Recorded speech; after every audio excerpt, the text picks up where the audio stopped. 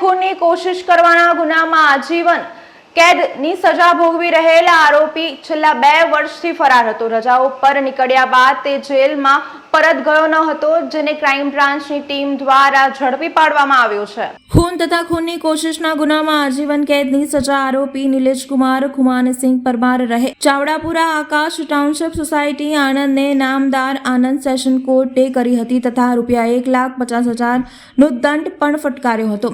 આરોપીને પાકા કામના કેદી તરીકે મધ્યસ્થ જેલમાં રાખેલ આ કેદી 21/12/2022ના રોજ જેલથી 14 દિવસની રજા ઉપર મુક્ત કરવામાં આવ્યો હતો। આ કેદીને 5/1/2023ના રોજ પરત વડોદરા જેલમાં હાજર થવાનું હતું, પણ તે બારોબાર ફરાર થઈ ગઈ। આ ફરાર થયેલા કેદીએ આ અંગે ક્રાઇમ બ્રાન્ચની ટીમ હ્યુમન ટેકનિકલ સોર્સના આધારે સતત તપાસ કરતા આ ફરાર થયેલા કેદી આણંદ ખાતે આશ્રય લઈ રહ્યો હોવાની બાતમીના આધારે તપાસ કરી કેદીને આણંદથી શોધી ફરાર કેદી હસ્તક કરી વડોદરા મધ્યસ્થ જેલને તેની બાકી રહેલી સજા ભોગવવા માટે સોંપેલ હતો।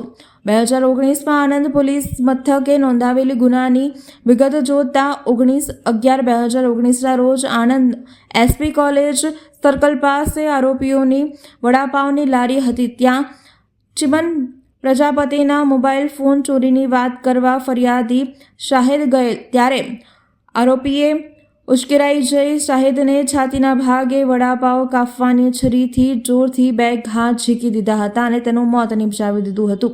ફરિયાદીને જાનથી મારી નાખવાના ઈરાદે છરીના ઘા મારી જીવલેણ હુમલો કરી ઈજાઓ કરી ગુનો કરેલ હોય। આ અંગે પકડાયેલા કેદી નિલેશ પરમાર સહિત 4 આરોપીઓ સામે ખૂન અને ખૂનની કોશિશનો ગુનો નોંધાયો હતો।